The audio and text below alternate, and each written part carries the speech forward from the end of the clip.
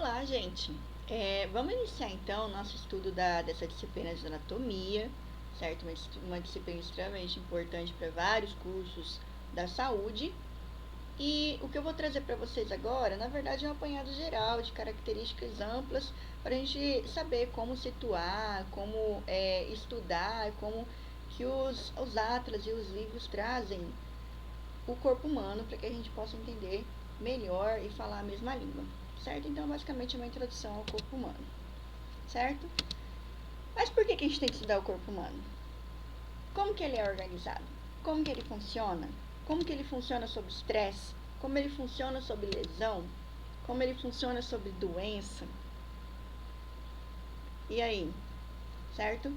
São várias perguntas que ao longo do tempo o homem foi estudando, certo? Para poder aprimorar todas as áreas da saúde. E aqui na anatomia a gente vai estudar como que ele é organizado para depois, posteriormente, vocês começarem a entender e conseguir responder todas essas perguntas subsequentes aí, ok? Mas o que significa anatomia? Se eu estivesse em sala de aula agora, eu ia estar perguntando para vocês o que é anatomia. O que significa essa palavra? O que é anatomia para a cabeça de vocês? Enfim, anatomia vem do grego que significa anatome, certo?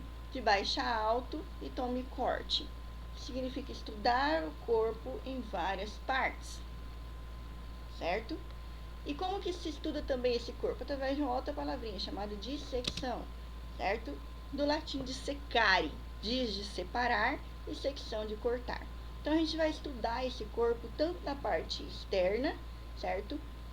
Quanto na parte interna, seccionando e cortando, separando externamente e internamente para poder entender e responder aquela pergunta de como que se organiza o corpo. Muito bem. Através dessa disciplina, macroanatomia, surgiu outras demais subdisciplinas, como a embriologia, que na verdade é o estudo do desenvolvimento dos seres humanos, biologia evolutiva, do início ao fim da vida, biologia celular e histologia, que vocês já estudaram, certo? Anatomia seccional, que é estudar o corpo em cortes, anatomia macroscópica, que é o que a gente vai estudar aí, estudar agora só estruturas maiores. Anatomia sistêmica, que é o estudo da anatomia por sistema nervoso, sistema cardiovascular, sistema esquelético e assim por diante. Anatomia regional, que é como normalmente está organizado os livros atlas, em regiões corpóreas, cabeça, tronco, membros superiores, inferiores e assim por diante. A anatomia radiográfica é uma coisa relativamente nova, que é o estudo do corpo através de visualizações de imagens por raio-x, tá? E a anatomia patológica, que nada mais é do que o corpo associado a uma doença. Muito bem. Esse estudo do nosso corpo humano, essa curiosidade sobre a formação dele já predata períodos muito anteriores, períodos paleolíticos, egípcios e etc., certo? Mostrando como que era a composição do corpo naquela época. Inicialmente, esse estudo, essa curiosidade do corpo, ela era primária, observacional. Então, como era constituído o corpo? Só por estruturas que podem ser observadas. Sequencialmente, o homem começou a seccionar o corpo e tentar entender a formação interna do corpo também, certo? Existem duas figuras extremamente importantes que vale a pena mencionar e vocês lembrarem, que é Aristóteles e André Vesalius. Aristóteles, gente, ele viveu antes de Cristo e ele estudava basicamente anatomia comparada. Ele ditava que o nosso corpo era regido por uma estrutura chamada coração. Já André Vesalius, ele foi considerado o pai da anatomia pelo seguinte fato: porque ele começou a estudar e sistematizar o estudo da anatomia através de livros, de imagens, certo? De estudos metodológicos.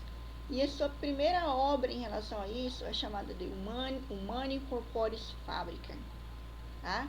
E por conta de tudo isso, ele foi considerado o pai da anatomia. E quebrando o paradigma de Aristóteles, ele lançou a teoria, certo? A ideia de que o cérebro, não o coração, que rege o nosso corpo. ok? Depois disso, subsequentemente, a anatomia, o estudo dessa anatomia, ela foi evoluindo, tá? Então, a gente começou a usar cadáveres em universidades, a gente usa cadáveres, dissecção de cadáveres até hoje, tá?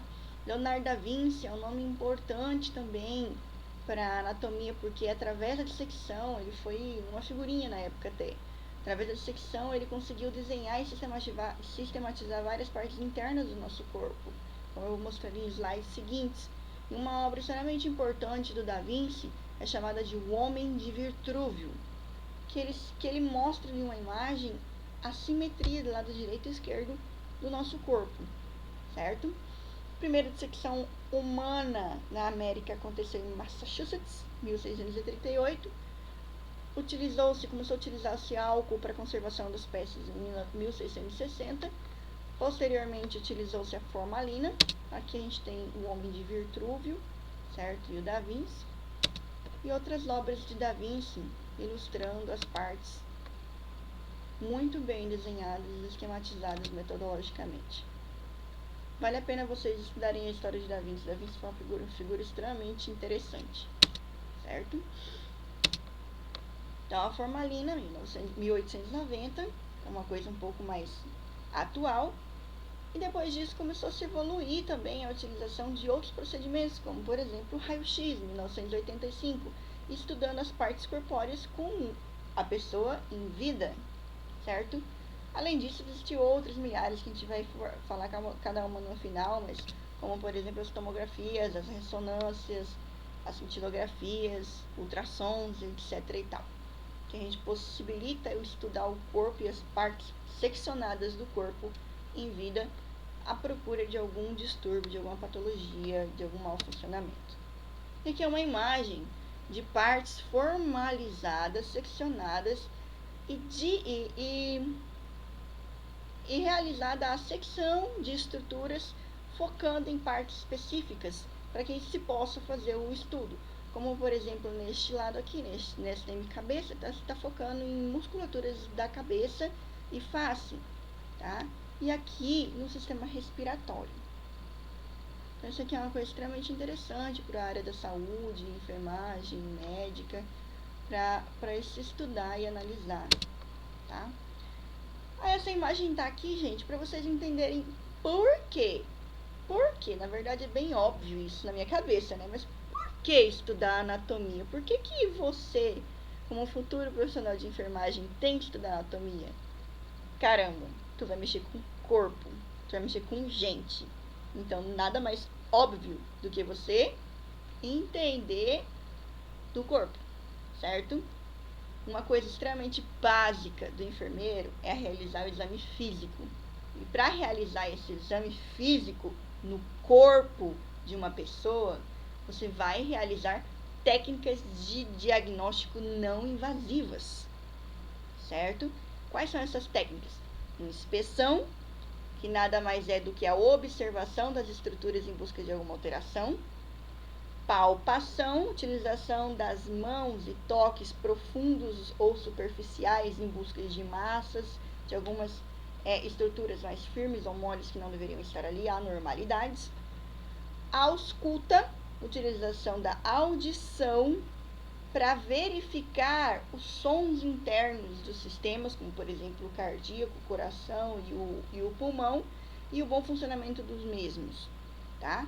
E por fim a percussão, que nada mais é do que utilizar-se de toques e som para tentar identificar estruturas maciças e ocas e a normalidade dessas estruturas, ok? Então isso aí vocês vão entender melhor em processo de cuidar, mas para que vocês consigam saber onde tem que ser maciço, onde tem que ser oco, certo? Qual que é o barulho do coração, qual que é o barulho do pulmão, por que faz esse barulho, tá? Tem que ter nódulo na garganta, não tem que ter nódulo na garganta, tem que ter intestino palpável, não tem que ter intestino faz barulho. Essas coisas todas serão respondidas pela anatomia, certo? Toda a estrutura, quando vocês olharem para o corpo do namorado, da namorada, do pai, da mãe, você já tem que visualizar onde está o coração, está o pulmão, onde está o intestino, as partes do intestino, onde estão os rins, como se vocês tivessem uma visão de raio-x ali, enxergando ilustrativamente onde que está posicionado esses órgãos, que vocês consigam fazer palpação, identificar a dor do paciente, etc. e tal. Ok? Então, é extremamente importante isso. Ok. Já que a gente tem que identificar um corpo e saber qual que é a organização do corpo, então só para a gente se situar melhor, que é uma coisa que a gente vê em várias disciplinas, então a nível organizacional, o corpo microscopicamente é formado por vários aglomerados de átomos, certo? Em nível químico, vários átomos juntos formam estruturas, como DNA, proteínas, etc. e tal. Várias estruturas dessas vão formar células, diferentes tipos de células, em nível celular. E um aglomerado de células vão formar diferentes tipos de tecidos, a nível tecidual, tá? Um aglomerado de diferentes tipos de tecido, como está mostrando aqui embaixo, tecido epitelial, tecido muscular liso, certo? Formando um órgão a nível orgânico, no caso aqui o estômago, tá? Vários órgãos, várias estruturas dessas orgânicas organizadas vão formar um sistema, no caso aqui o sistema digestório, certo? E vários sistemas vão se organizar para formar o nosso corpo humano a nível organizacional. Beleza? Então, a gente vai estudar a partir aqui, ó, de nível orgânico, órgão, sistema, para a gente conseguir enxergar o corpo como um todo. Isso daqui vocês já estudaram teoricamente em bioquímica, em histologia, em biologia celular, tá? Então, tomara que esteja um pouquinho fresco aí, porque eu sempre puxo alguma coisa em relação a isso, tá? Então, aqui é só para ilustrar todos os sistemas que vocês vão ver até o final desse cursinho, tá? Então, sistema esquelético, sistema tegumentar, todos os ossos, todo o revestimento de pele do corpo e mucosa, sistema muscular, todo o conjunto de músculos do nosso corpo, sistema cardiovascular, formado pelos vasos, artérias, arteríolas, capilares e pelo coração, sistema linfático, pelos órgãos linfáticos, células linfáticas, células do sistema imune, e pelo circuito de ductos do sistema linfático, tá? Sistema nervoso, sistema endócrino, então todos os órgãos que produzem hormônios, sistema digestório, de boca a ânus, sistema respiratório, sistema urinário e, por fim, sistema genital feminino e masculino. Tá? Então, todos esses sistemas vocês vão ver comigo ou com a professora Tiziane. Tá? Mas para que estudar todos os sistemas? Para que formar um corpo no final? Certo? Porque o corpo, gente, ele possibilita tudo aquilo que a gente precisa para viver, que é metabolismo, reatividade, movimento, crescimento, diferenciação e reprodução. Basicamente isso, tá? Então, o metabolismo envolve lá na bioquímica o catabolismo e anabolismo, a produção e destruição de substâncias, como, por exemplo, proteínas, tá? A reatividade, a organização de substâncias para poder formar alguma ação, então pH do sangue, tá? Algo nesse sentido, movimento. Então, estrutura micro ou macro se movimentando e possibilitando, o movimento de substâncias e estruturas, ou até o movimento corpóreo. Crescimento, nada mais é do que aqui está mostrando o embrião, mas divisão celular, aumentando um corpo, certo? Divisão celular formando o embrião, ao crescimento do corpo, do tecido em si, diferenciação dessas células em diversos tipos de células que nós temos no corpo, e reprodução, tá? Então, aqui está mostrando essa diferenciação, crescimento, reprodução, movimento do corpo através de toda a reação química que acontece nas células musculares e neurônios. E aqui está mostrando internamente, isso aqui é um citoesqueleto, um filamento de citoesqueleto celular, tá? Uma proteína móvel, e ali é uma vesícula, tá? Então, essa proteína está aderida à vesícula, que vai levar até a membrana celular, para possibilitar a exocitose dessas substâncias dentro da vesícula. Então, movimento dentro da célula. Então, quando eu falo em movimento, por exemplo, em reações, não é só uma coisa macro que eu consigo ver no corpo por fora, mas o nosso corpo internamente, ele tá cheio de vida micro, cheio de movimento, de reatividade, diferenciação, etc e tal. Tá? E agora a gente vai partir para a parte de como estudar a anatomia de forma sistematizada. Vocês não vão falar, o coração está no lado esquerdo do peito. Não, vocês vão começar a utilizar terminologias direcionadas, tá? Terminologias importantes para o estudo de anatomia.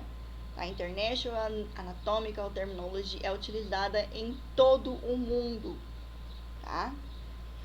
Primeiro, vamos estudar aí o que é normal em relação à anatomia, tá? Normal nada mais é, gente, do que o mais frequente. Então, o que é normal? Ter 5 dedos ou ter 6 dedos? Não que a pessoa que tem um sexto dedo aqui seja anormal, tá? Mas ela só tem uma variação anatômica, porque aquilo não é o mais frequente. Mas ter a pontinha do sexto dedo aqui, que se chama polidactilia, não vai trazer prejuízo para a função da mão dessa pessoa, tá? Então, isso nada mais é do que apenas uma variação anatômica, a diferença morfológica sem prejuízo da função, ok? Agora, quando eu tenho uma diferença morfológica, quando eu vou nascer, por exemplo, com os dedos grudados, certo? Eu vou conseguir movimentar essa mão normalmente? Não, precisa passar por algum procedimento cirúrgico aí para ver se eu consigo melhorar isso. Tá? Então, quando tem uma variação morfológica, uma perturbação funcional, aí é uma anomalia. Aí não é mais normal, certo? Então, normal é o mais frequente, variação anatômica é só por ser diferente do mais frequente, mas eu não tenho prejuízo de função nenhuma. E quando eu tenho prejuízo da função, eu tenho uma anomalia, tá? Então, ele está o exemplo da polidactilia em relação ao normal e a variação anatômica, tá? Que nada mais é do que isso aqui, ó. Isso, e a maioria de vocês, não sei se tem alguém que não tem, é normal, tá? Essa imagem que vocês estão vendo aqui, ó, é a polidactilia, é a presença de um dedinho a mais aqui na mão da pessoa. Se ela decidir tirar ou não, certo? Isso daqui, ó, fica a critério dela. Não vai ter prejuízo de função. Agora, olha o outro lado da mão dessa pessoa, que está grudado os dedos aqui, ó. Olha essa mão dessa pessoa, que ela tem alterações morfológicas na mão. Isso aí já tem prejuízo de movimento da mão. Então, isso daqui já não é mais uma variação anatômica. Isso daqui é uma anomalia, tá? Isso aqui possivelmente vocês conhecem. Então, aqui esse bebezinho, ele tem dois problemas. Ele tem o lábio leporino, que é a boquinha aberta, e a fenda palatina, que é internamente a boca aberta, certo? Isso daqui, gente, vai atrapalhar, então vai ter alteração funcional, vai atrapalhar na amamentação, na alimentação, na produção do som, certo? Vai causar alterações em relação a secar a boca, etc e tal. Então, tem alteração de função. Então, isso daqui é uma anomalia, certo? E por fim, a gente tem algumas alterações mais gritantes que são incompatíveis com a vida, tá? Essas alterações se chamam monstruosidades. Normalmente isso acontece decorrente de no processo de formação do embrião, em que há lá na genética, em que os blocos, mais de um cromossomo vai para um lado, deixando vários cromossomos para um lado e menos para o outro. Então, a pessoa nasce com números de cromossomos diferentes do que é o normal no ser humano, tá? E isso vai causar alterações incompatíveis com a vida. Ou até a utilização de alguns produtos químicos, certo? Que causam alteração nessa divisão celular, drogas, certo? E isso também pode causar anomalia, monstruosidades incompatíveis com a vida. Nessa primeira imagem aqui a gente está vendo uma que é um pouco mais comum, tá? Que é a anencefalia, que é um bebezinho que nasce sem o encéfalo, certo? Tem a meroanencefalia também, ou parcialmente sem o encéfalo. Então, isso aqui é uma gestação que hoje, legalmente, a mulher pode abortar, ou ela pode levar até o final, certo? Mas, conscientemente, essa mulher tem que ser sempre, isso é uma questão ética, até ela tem que ser acompanhada, porque após nascer, esse bebezinho ele pode morrer no parto, pode morrer logo após nascer, pode durar um dia, uma semana. Então, o médico ele não pode dar nenhum tipo de certeza para isso. Então, então, hoje no Brasil é legalizado o aborto em relação a esse tipo de situação, tá? E, normalmente, outros tipos de monstruosidades, a mulher ela aborta já naturalmente e instantaneamente, sem até saber que estava grávida, tá? Muito bem. E nos atlas, nos livros que vocês vão pegar para estudar, ele vai indicar o corpo, todos os órgãos, todas as estruturas corpóricas em uma única posição. Então, quando o livro lá trazer a definição onde que está o órgão, não vai ser deitado, sentado, vai ser sempre em relação a esta posição, que é a posição anatômica. E como que é a posição anatômica? Então, a pessoa está em pé, certo?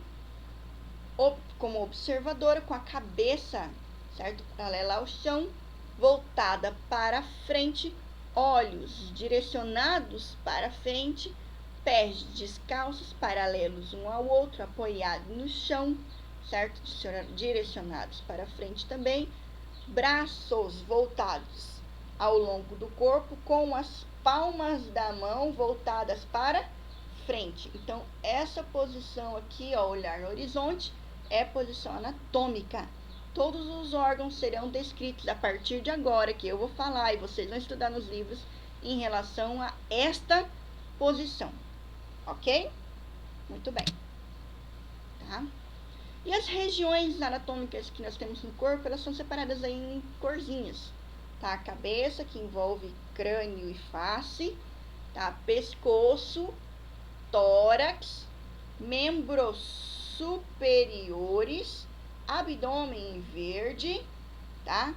Pelve ou períneo em verde um pouco mais escuro, pequenininho aqui embaixo, certo? Ou na região posterior aqui. Membros inferiores, tá? Membros superiores estão divididos em braço, antebraço, punho e mão. E os superiores inferiores estão divididos em pé, tornozelo, perna, joelho e coxa. E na parte posterior, as nádegas, tá?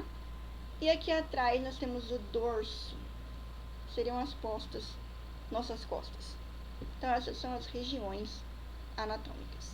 Nós não vamos estudar por região, nós vamos estudar por sistema. Eu acho uma coisa um pouco mais didática.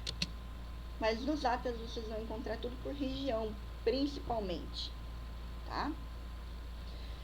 Isso daqui também, gente, é extremamente importante que vocês lembrem. São planos de secções, linhas imaginárias que vão dividir o corpo em lado esquerdo e direito, frente e trás, anterior e posterior, superior e inferior, certo? São planos que vão localizar os órgãos em relação a estas linhas, tá? Nós temos 3 planos principais.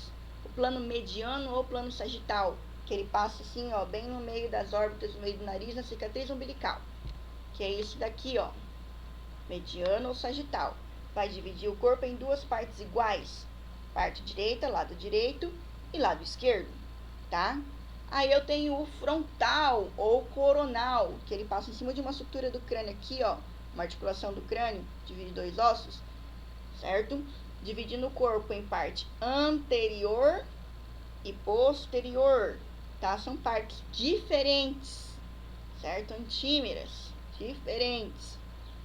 E nós temos, por fim, um último plano, que é o plano transverso, que passa exatamente, ó, transverso, horizontal, certo? Passa exatamente em cima da cicatriz umbilical, dividindo o corpo em parte superior e parte inferior, ok? Vou colocar uma animação lá e deem uma olhadinha, que ela é bem bonitinha, dá para vocês entenderem bem essa parte dos planos e não esquecer, tá? Todos estes planos, tanto o mediano, o frontal quanto o transverso, o transverso ele pode sair dessa linha central do corpo que eu falei para vocês agora e ser direcionado para qualquer lado. Então, por exemplo, se eu tirar o mediano daqui, eu posso colocar o mediano bem aqui, ó, na linha do ombro, que é um segmento paramediano. Este segmento tem um nome específico, mais à frente a gente vai ver mais de forma mais aplicada, que se chama linha hemiclavicular, que passa bem no meio da clavícula, mas é um paramediano, ou seja, paralelo ao plano mediano, tá?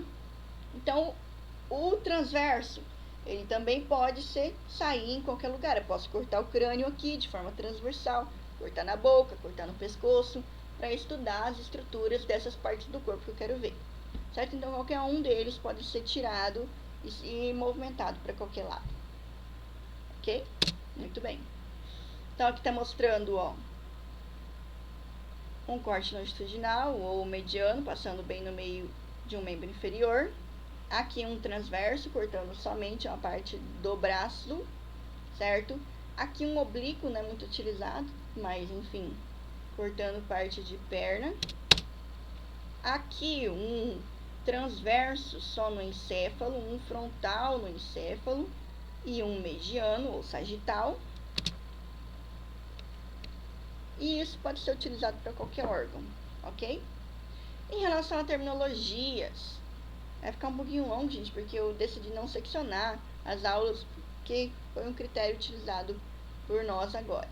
Então, enquanto as terminologias, os termos empregados, eles vão indicar e descrever partes do organismo, certo? A nomenclatura oficial da anatomia, ela vem do latim e do grego. São línguas mortas e mutáveis. Então, qualquer livro, certo, mais importante de anatomia, vai sempre trazer o nome em latim e grego. Mas isso, a gente não sabe latim, não sabe grego. Eu não sei, acredito que vocês não sabem, eu não estudei. O Brasil, infelizmente, não tem a cultura de se estudar isso. Existem alguns países que têm, tá? Mas, esse latim e grego, ele é traduzido e adaptado para o vernáculo do país, no nosso caso, português, tá? Então, a terminologia é algo importante e necessário para o correto entendimento entre todos que estudam essa ciência básica, seja aqui ou na China, ok? E em qualquer área da saúde. Então, seja um médico, um fisioterapeuta, uma enfermeira que vai falar sobre a localização do coração no corpo, vai ter que falar a mesma coisa. Muito bem.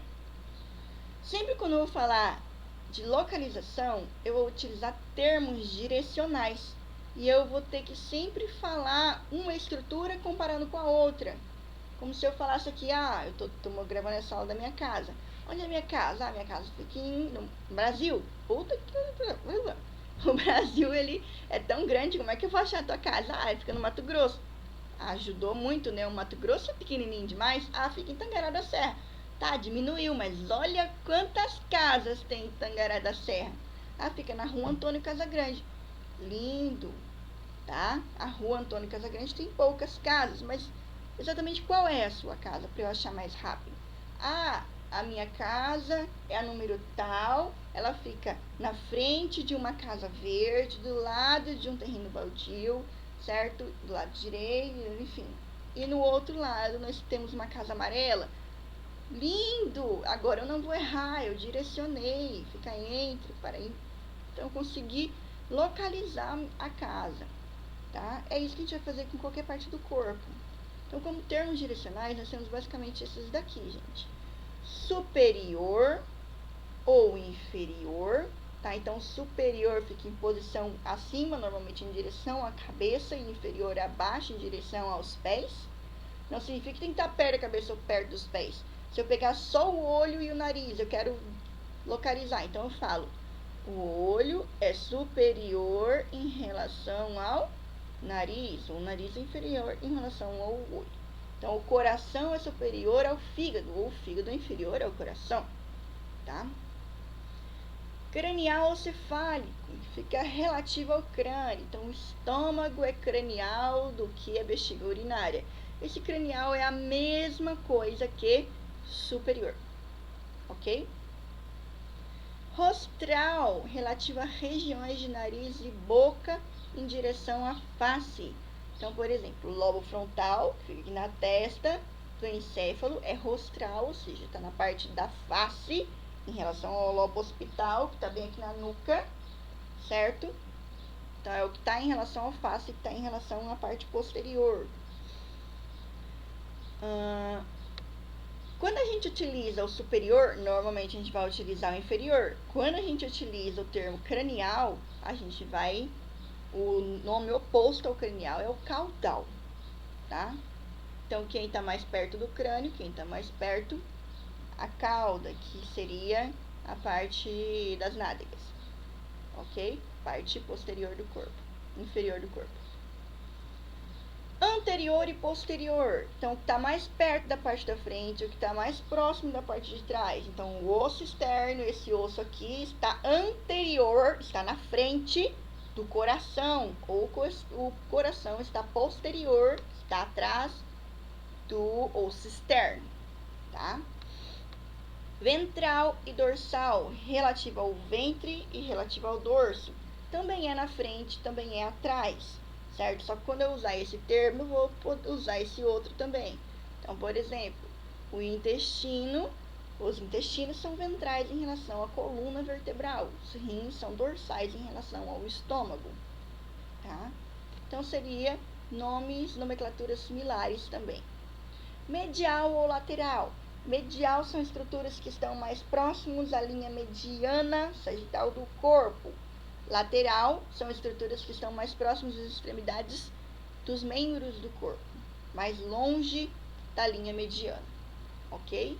Então, um exemplo, os pulmões são laterais ao coração, certo? Então, o coração está mais aqui e os pulmões, eles ficam mais laterais.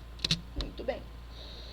Então, aqui nós temos termos giracionais e comparativos. Epislateral são estruturas que ficam do mesmo lado do corpo, ou tudo do lado direito, ou tudo do lado esquerdo. Contralateral são estruturas que ficam uma do lado direito e outra do lado esquerdo. Então, por exemplo, aqui, ó, cólon ascendente e descendente são contralaterais. Cólon ascendente está do lado direito e cólon descendente do lado esquerdo, tá? Epislaterais, o exemplo, a vesícula biliar e o cólon ascendente são epislaterais. Os dois estão do mesmo lado, tudo do lado direito, ok? Proximal ou distal. Proximal são estruturas que ficam próxima à fixação de um membro. Distal são estruturas que ficam próximo, mais longe da fixação desse membro, tá? Então, o húmero é mais proximal do que o rádio, ou o rádio é mais distal do que o húmero, tá? Superficial e profundo. Superficial mais para fora, profundo mais para dentro, certo? Então, aqui nós temos, por exemplo, tegumento superficial em relação ao músculo, tá? O osso é profundo em relação ao tegumento. Externo e interno são coisas utilizadas no mesmo sentido do superficial e do profundo, tá? A gente tem aqui, ó, uma ilustração de o que é, como vocês conseguiriam entender. Então, aqui, o que é mais proximal, o que é mais distal? Mais próximo da fixação do membro, mais longe do membro, tá? Mais medial, mais próximo da linha mediana, mais lateral, mais longe da linha mediana. Mais superior, mais inferior. E lembrando, sempre tem que comparar duas estruturas. Então, se eu pegar aqui, ó, o fígado grandão aqui e os pulmões, e eu perguntar quem é mais superficial, ou quem é mais superior, o fígado ou os pulmões?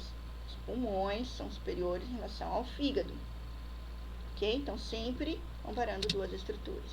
Aqui outra imagem mostrando o superficial, intermédio, aqui ó, o músculo é intermédio ao tegumento, a pele e ao osso, tá? Profundo e superficial, então superficial tegumento, profundo aqui o osso. Medial, lateral, medial mais próximo da linha mediana, lateral mais longe. Aqui dentro vocês leiam depois, sempre tem exemplozinhos descritos. Superior, inferior, posterior, anterior, proximal, distal. Então, proximal aqui, ó, mais perto da inserção do membro, distal mais longe. Planta dos pés, dorso dos pés, planta da mão, dorso da mão, tá?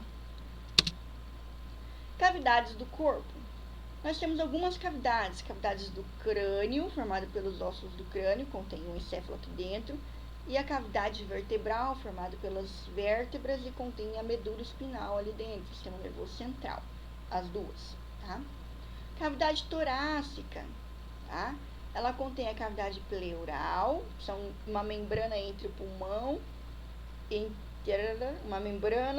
espaço e o pulmão. Então, é esse espaço entre uma membrana e o pulmão, Cavidade do pericárdio, um espaço entre uma membrana e o coração, e o mediastino, que é um espaço no centro dessa cavidade torácica, onde está o coração e algumas estruturas. Cavidade abdominopélvica, ela é subdividida em cavidade abdominal, mais superior, e cavidade pélvica, mais inferior, aqui no contém os aparelhos reprodutores, tá? Então, aqui a gente tem uma imagem, ó, mostrando cavidade torácica, cavidade abdominal abaixo do diafragma, cavidade pélvica. E aqui mostrando o mediastino. Então, o mediastino é essa região central da cavidade torácica que fica aqui, ó, abaixo da clavícula, certo? Até o diafragma. Então, tem algumas estruturas aqui dentro, além do coração, como, por exemplo, parte de traqueia, parte de brônquios, de esôfago, tá? E aqui a gente consegue ver, ó, o espaço, a cavidade entre o espaço entre o pulmão e a pleura, tá? E um espaço aqui, ó, entre o pericárdio e o coração, tá? Que nada mais é do que isso daqui, ó, esse pericárdio, essa membrana, então tem um espaço e o coração, e no pulmão eu tenho aqui uma membrana, um espaço e o pulmão, tá? Muito bem. Outras divisões, outras linhas imaginárias traçadas para a gente conseguir situar melhor os órgãos e algumas alterações encontradas são as regiões abdominopélvicas divididas em quadrantes. Como assim? Passa duas linhas, uma linha bem na linha mediana da barriga, passando assim sobre a cicatriz umbilical, de forma vertical, e uma horizontal, dividindo o abdômen em 4 regiões, ou 4 quadrantes, certo? Quadrante superior esquerdo, direito, quadrante inferior, direito e esquerdo, tá? Nesses quadrantes, vocês vão conseguir visualizar os órgãos que estão ali, ó. Lembra que eu falei que fica do lado direito, ó, vesícula biliar e o cólon ascendente, tá? Então, aqui, ó, o estômago no quadrante superior esquerdo, fígado praticamente inteiro do quadrante superior direito, só um dos lobos, lobo esquerdo, fugindo pro lado esquerdo, tá? Então, isso daqui, gente, ao longo do curso vocês vão conseguir visualizar esses órgãos nesses quadrantes. Além desses quadrantes, ele pode ser dividido em regiões, 6 regiões, tá? Essas 6 regiões são divididas por 4 linhas imaginárias, tá? 2 dessas linhas são as linhas subcostais, as linhas subcostal e a linha transtubercular, tá? Que são essas 2 linhas aqui, ó. E essas linhas medioclaviculares, elas vão passar bem na linha da clavícula, no meio da clavícula. Então, aqui eu tenho uma e outra, que são as direita e esquerda, tá? Então, as linhas medioclaviculares e a linha subcostal e a linha transtubercular, tá? Isso aqui vai dividir essa região abdominopélvica e parte torácica em 6 regiões. Regiões do hipocôndrio direito e esquerdo, região do epigástrico, onde pega aqui uma boa parte do estômago, flanco direito e esquerdo, pegando os cólons ascendentes e descendentes, região inguinal, direita e esquerda, certo? E aqui no centro, hipogastro, região umbilical e o epigastro, tá? Acima do estômago, abaixo do estômago e bem em cima da cicatriz umbilical. Então, com o tempo aqui, ó, vocês vão conseguir situar os órgãos e visualizar ele dentro dos quadrantes ou das regiões. Muito bem. O corpo, gente, existem algumas terminologias, algumas coisas que a gente vai estudar também, que eu só estou citando, que vocês vão ver isso daí melhor em processos patológicos, que são alguns nomes em relação a doenças ou a exame, enfim. Transtornos são distúrbios no corpo, doenças são patologias, tá? Essas patologias podem ou não ser causadas por patógenos externos, tá? Sintomas são todas as alterações no corpo que são mencionadas pelo paciente, mas não podem ser mensuradas pelo profissional. Sinais são alterações no corpo que podem ser mensuradas. Então, por exemplo, a febre é algo que pode ser mensurado através de um termômetro. A dor é subjetivo, ela não pode ser mensurada, ela vai ser dita pelo paciente, tá? Lesões são... como é que eu falo? Lesões são danos teciduais, tá? São lesões. Epidemiologia, farmacologia, são estudos de, no caso aqui, de doenças e de fármacos, de como a doença se comporta em relação a pessoas, a um conjunto de pessoas, e fármaco e farmacologia, estudo de estruturas que podem ser utilizadas como remédio. Diagnóstico é a doença em si, e anamnese e exame físico. Anamnese é entrevista, uma sequência de perguntas para poder identificar alterações. Exame físico é uma sequência de análise do corpo para também identificar algum tipo de alteração, tá? Aí nós temos, gente, técnicas bem mais avançadas que são utilizadas hoje, que não precisa de dissecção, de cortar ninguém para poder, de cirurgia de abertas, investigativas para poder saber o que a pessoa tem. Então, como por exemplo, a radiografia, a utilização de raio-x para poder ver partes moles e duras, certo? Para ver tecidos moles em relação às mamas, como a mamografia, densidade óssea, concentração se está mais firme ou mais fraco, certo? Por quê? Porque o raio-x ele não atravessa facilmente estruturas mais densas como o osso, e ele fica esbranquiçado, e estruturas menos densas vão ficar com uma coloração um pouco mais escura, certo? Então essas diferenças de colorações de estruturas mais e menos densas geram imagens. Essas imagens podem falar se aquilo está normal ou não, tá? Radiografias contrastadas, utilizando-se contrastes, substâncias químicas que vão mostrar o trajeto de algumas coisas no corpo, como por exemplo vasos sanguíneos. Aqui está mostrando uma coronária entupida, isso aí está uma obstrução de uma artéria. Aqui está mostrando um cálculo renal, certo? Aqui dentro de um cálice renal. Aqui está mostrando um tumor no intestino. Então, uma orografia, um clíster e uma angiografia. Ressonância magnética, utilização de campo magnético para mostrar diferentes cores de tecidos, tá? Isso aqui é utilizado muito para fluxo sanguíneo, distúrbios renais, hepáticos, musculoesqueléticos. Tomografias computadorizadas, tá? São radiografias um pouco mais avançadas, seccionando o corpo em tempo real, utilizado em várias partes do corpo, para ver pulmão, artéria, enfim, diversas situações. Angiografia, que é uma imagem do coração em 3D, certo? E seus grandes vasos também, identificando o que pode estar errado. Então, aqui é uma obstrução. Ultrassom, utilização de ondas sonoras para formar imagens. Então, isso aqui é muito utilizado em gestantes. Raio-x de pedra de cálculo renal, enfim, de outras coisas também. Tomografias por emissão de pósitrons, um pouco mais avançada, tá? Tipo, isso aqui é utilizado muito para o encéfalo. Cintilografias, endoscopia, utilização de uma cânula com vídeo para visualizar os órgãos internos. Então, são procedimentos mais avançados que se tem hoje para estudar o corpo humano, tá? E aqui eu trouxe para finalizar como curiosidade um tipo de conservação do corpo utilizando material plástico, se chama plastinação. Isso é uma técnica desenvolvida por esse cidadão aqui, certo?